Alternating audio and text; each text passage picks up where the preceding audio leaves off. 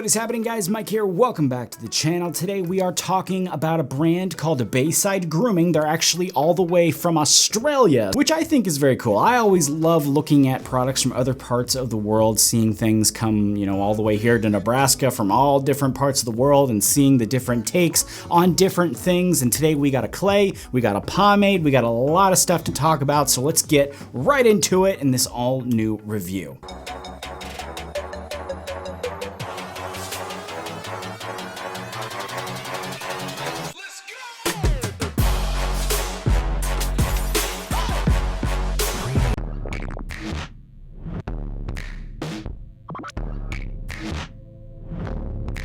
All right, so Bayside Grooming, for those that haven't heard of them, is a homebrewing outfit coming from Australia. They're coming all the way from Australia, which I think is very cool. I think they are relatively new to the pomade scene. I don't know if they're too new, but I think they are relatively new. They do have just these two products here, and I did talk to the guys behind the brand. They seem like very awesome people. They sent this over, asked me to just give you guys my honest opinion like usual, and that's what I'm going to do today. We do just have the two products here, the pomade, the clay, that we're going to fully test, review, put them through the endurance, all the usual stuff here, which I do think is very cool because with a pomade and a clay, there's a little bit of stuff for everybody to go around. There's a little bit of stuff for everybody to look at in one review. So let's jump straight into it and talk first about the Bayside Original Clay. According to the brand, the Bayside Original Clay is a handcrafted water-based matte clay that provides a long-lasting hold with loads of volume and texture while remaining lightweight. It's also said that this was designed to keep your hair conditioned and nourished during the day while it's styled. The scent here is listed as the Bayside Original, which is notes of lime, coconut, bay leaf, patchouli, cedar, and pine needle. Price-wise, we got $25 Australian, which is about $17.52 or so in US dollars for 3.4 ounces. Looking inside the jar here, we got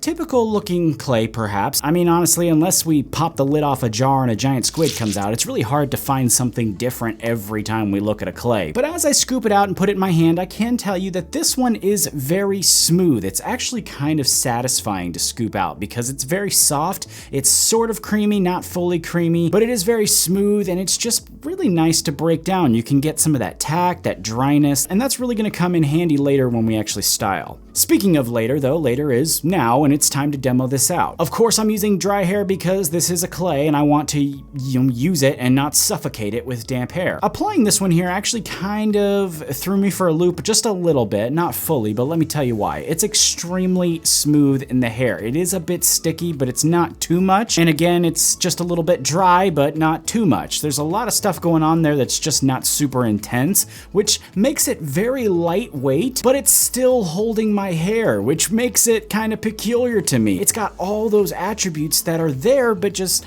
not super intense, yet it's holding my hair without an issue. But texture, in all honesty, is a bit low. We can see that right off the bat, but I do think this is actually quite easy to style with, and so far it's responding to my hair very well. I can for sure get a look at that nourishment that was mentioned a minute ago. It does feel very soft, nourished, lightweight, but the kicker here is it's offering some killer performance and easy styling. Moving straight though into our end of day look, this is 8 hours in. I think for sure it has deflated a bit. The air's somewhat been let out of the style, but as I finger comb it and I disrupt it a little bit, I can see some life still in there and even a bit of texture as it's settled. And again, this is 8 hours in, so I think we can all agree for that length of time, this could be a lot worse. This definitely could be a lot worse. This is actually not bad, pretty good even. Moving right along though to the pomade now, and according to the brand, the water-based pomade provides a strong hold, high levels of coarse or fine texture, a low to natural shine with amazing conditioning properties. Now they do call this water-based pomade, but it's actually aloe-based according to the ingredients. It also says that on the label too, but I just wanted to make sure to say that.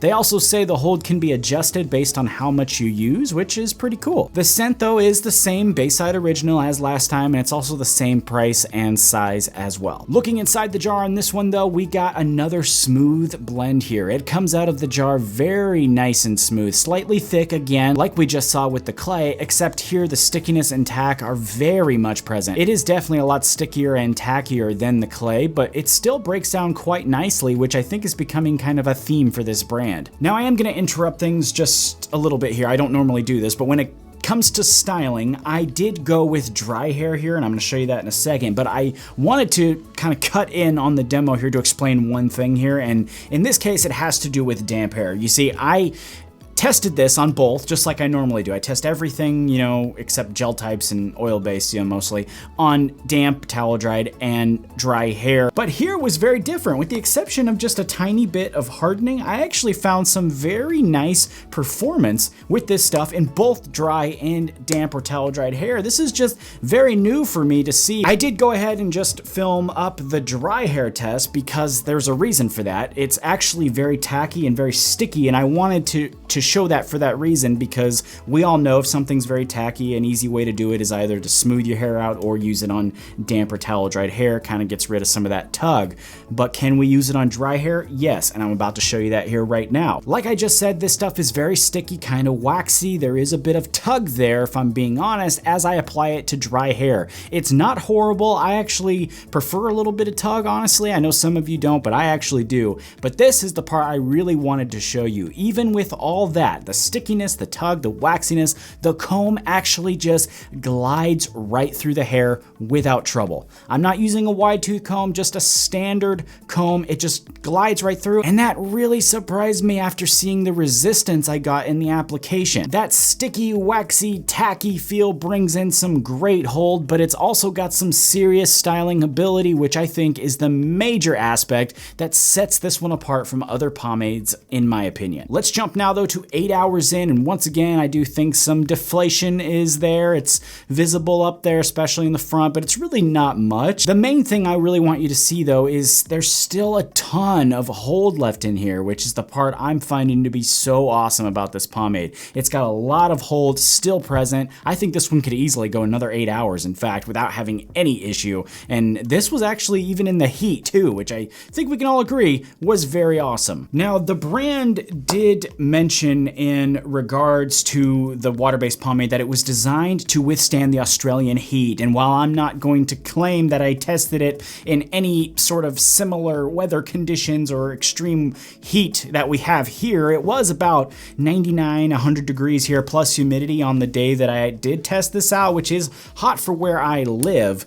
And so that's what I wanted. I can only do the best I can with where I live, and that's what I had to work with. And I was in and out of that heat for the full 8 hours, and it still had that great hold, that great presence in my hair, a lot of life left in that hold, so I really got to give them some credit on that. As far as the washout goes though for this pomade, on their site, I believe it says it comes out mostly with water. I did not have that experience at all though, and I wanted to make sure I said that. You see, I actually felt a lot of it remaining in my hair after rinsing it out with just water. I felt a lot of that tack still present in my hair, but I did have it come out all the way with one shampoo, which still to me qualifies as an easy washout. I'm not hung up on, the water rinse deal. I don't really care about that because I wash my hair every day. So I don't really care about that. Moving over to the clay though here, I do think this one was a bit better with that washout. I do think maybe just a tiny bit was left in there. Again, I'm gonna shampoo anyways. I always just stop and check the water rinse and then I go ahead and shampoo. And ultimately one shampoo pulled it straight out of my hair anyway, so again, it really wasn't that big a deal. I thought this one was just the easier washout of the two. The scent also, they're the same scent, the scent on both of them. It's not too bad. It's not too strong. I can't seem to remember though. I've smelled this somewhere, and it's escaping my brain where I've smelled something just like this or similar somewhere. It's been driving me crazy for the past couple days, but I know I've smelled something along these lines before. It's not too strong or cologne-like for me. It's a bit sweet, I think, actually. My nose is kind of messed up, so take that for what you will. I don't think it's too strong, though. It didn't really aggravate my allergies at all. I couldn't really smell it when it was in my hair, so really, for me, it wasn't that big a deal. It's a decent scent, in my opinion. In the end here, though, with each of these products, I think they each have their own things that make them very cool. I will start with the clay though, because I have a little bit less to say about that, I think. This one, in my opinion, was great in its ability to be so lightweight, but still really effective. A lot of products go for that lightweight, airy presence, I think, but they forget that they still need to be able to actually style the hair, still actually give some power, and I think they focus a little too much on the lightweight, not enough on the actual hold, and I think this one has a nice balance between presence and actual styling ability. I think they did a great job in balancing that out. The areas that I do think it's a little light on, little pun there, the areas that I think it's a little light on, I'd say is probably texture and volume, but overall this one really wasn't bad. Maybe hold too, maybe the hold was a little bit light. I'm not sure I'd call it a strong hold. I do have to say though, I think that they nailed that endurance though. I think it stuck around all day and was just really nice to style with. But those couple of things that I just listed would be my little pieces of criticism there. Moving over to the water-based pomade though, this one I do have to say was the MVP of the day of the line for me. I really enjoyed the water-based pomade. This one kind of reminds me a little bit of Trent's TH1. I'm not for comparisons, you guys already know that. But the consistency of the product and some of that slick application kind of had some Trent's vibes going on there. But as usual, there are differences that render the comparison useless for me, and that really lies within the powerhouse of the hold. This has a ton more hold, a ton more stylability, if you will, than the TH1. But seriously though, this right here is how I think all unorthodox water-based pomades or aloe-based pomades, whatever you want to say here, this is what they all should shoot for. Great hold, slick styling ability, and serious endurance. That's what we got here. Any pomade that can have some tug and waxiness but still allow a smooth comb through is a solid formula in my book. And if you'd like to check out either of these products, I will put a link there in the description along with a coupon code there for you guys. The Brand Enough was kind to offer that to you guys, my subscribers. And speaking of that, if you guys haven't subscribed yet, please consider doing so and help me and the channel out. I am going to do another giveaway when we hit our next milestone. I'm actually going to be putting together one when we hit the 10,000 milestone on Instagram. We're going to do one on Facebook. We're going to do one here. I am going to try to give away as much stuff as I can to you guys that help the channel out. Another way that you can help out is by liking the video, commenting down there, sharing the channel with your friends. Every little bit helps, and I thank you guys very much for that in advance. As always, take it easy. I'll see you next time.